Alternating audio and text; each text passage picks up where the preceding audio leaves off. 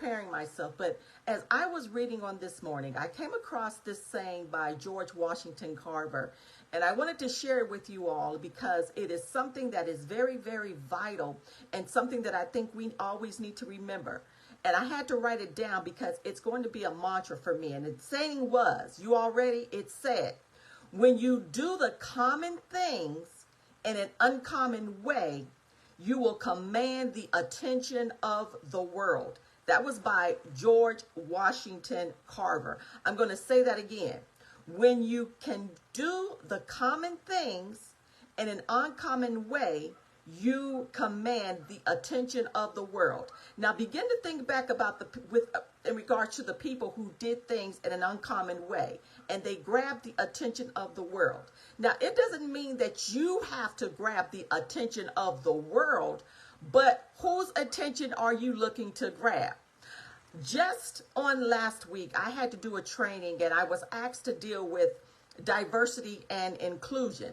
Now, one thing about me, once again, the world is talking about diversity and inclusion. And in that, I'm always one who does my research. And so I began to ask the questions before I even stepped into the room. And yes, I did my research before I stepped into the room. I always ask and I look at who am I going to be speaking to?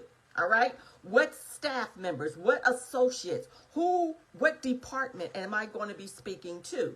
Because in order for me to really, really speak out and do things in a common way, I always want to know who I'm talking to. Because in my speech, I want to make sure that I am relatable enough to where they literally are able to grab the words that come out of my mouth. I'm grabbing that particular audience attention. I'm grabbing that audience's attention. And so in it, as I was talking and I begin to do not only understanding who I'm going to be talking to, because once again, I'm looking to become relatable to the audience that I am speaking to. The next thing that I do is I research everything in regards to my topic of discussion that management wants me to speak on. Now, I apply this not only to when I go out and speak to people, but also to my students before I hit the quote unquote stage for the upcoming semesters. Now, one thing that I always realize, you guys, is what sets me apart as well from other maybe professors, instructors, teachers, whatever, is that I'm always focused in on my students. Now, when I say focused in on my students, what am I meaning? What I'm meaning is I understand the fact because the world is consistently evolving and because of the topic of discussion that I teach, I always have to be ahead of the game. So what does that mean for me? I always have to study up. I always have to come up with new ways, and a lot of times I have to come up with new information. That is what keeps me relevant and what keeps me relatable. Same thing once again applies to our clients and our students. We are dealing now in a world, in a society where people have great access to the internet and they can grab information at any time. One thing that I always want you to remember, however, is the fact that though people have access to the internet and they have access to so much information, not everyone wants to do the work to obtain the knowledge. So there goes you jumping in and doing the work and sharing that information. Whether you are operating and you have a product or a service, remember, doing things that are common, people can buy anything. We can grab anything. We can go to Amazon. We can go and do anything. But what is it that you bring to that table in an uncommon way to make people say, oh no, I need to be in his presence. Oh no, I need to be in her presence. Oh no, she brings things to this table, or she says things in which I'm able to literally grasp. I remember going through college, you all, and I remember taking a college algebra class. The first time I took the class, you all, I flunked it. I knew absolutely nothing about algebra, and I'm trying to figure out, why do I need to know this? Flunked it. Well, understand this. In order for me to graduate and to get a degree in business administration, I had to take algebra. So I flunked that class, and so I ended up having to retake the class over again.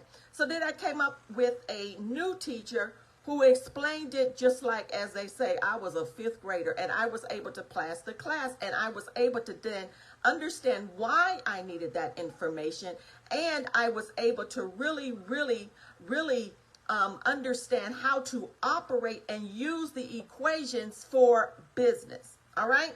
And so I wanted to just stop in and just to share those words with you all today, because even as we're stepping out and we're doing things in the marketplace and we are fulfilling the needs of others, and we are literally operating, hopefully you're operating in your purpose. You're operating in those ways. And that's the thing. When you begin to operate in your purpose, you're going to begin to see profitability. You're going to begin to see sustainability. You're going to feel something on the inside of you, knowing that I'm doing and operating in the way in which I'm supposed to operate. You are going to begin to see success coming your way, because now you're operating in your purpose. It is literally going to be like things are going to begin to flow.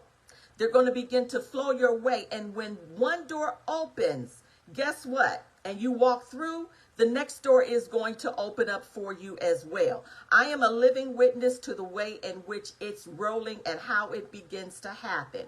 And so I just wanted to stop in and I wanted to say those things to you, because we want to begin to do the things that are beneficial not only to the world, but are going to be beneficial to us. Because remember, it's not about us, but it is about what we do purposefully, creatively, to give out to other people so they can go out and flourish, and they can go out and do the things that they need to do in the future, and walk and operate in their purpose. Yes, you're so welcome. And so I just wanted to stop in, because today you all, and that's another thing, we have to remember, take some time out for yourself and study. Take some time out for yourself and do the research. Evaluate the audience in which you know you are called to. I know that I'm called to my college students, people who are looking to educate themselves in another way and step out into the marketplace. I know I'm called to entrepreneurs and small business owners. I know I am called to these big companies that have employees. So, but understand this, there's a different messaging that I have to provide to each one. So I cannot go into a Fortune 500 company speaking to their employees the same way I would go into the college and talk to the students who are looking to obtain a degree. My whole messaging is different. It's more relatable, but I'm still operating in the same vein, which is still focused in on not only people, your clients, your customers, the marketplace. You all see all of this? So therefore, I'm still able to provide information that is going to be beneficial to each one. It's just that my messaging is coming out differently. And so that's all I wanted to say. And I'm going to say that one more time from George Washington Carver. And it says, when you can do the common things in an uncommon way, you will command the attention of the world.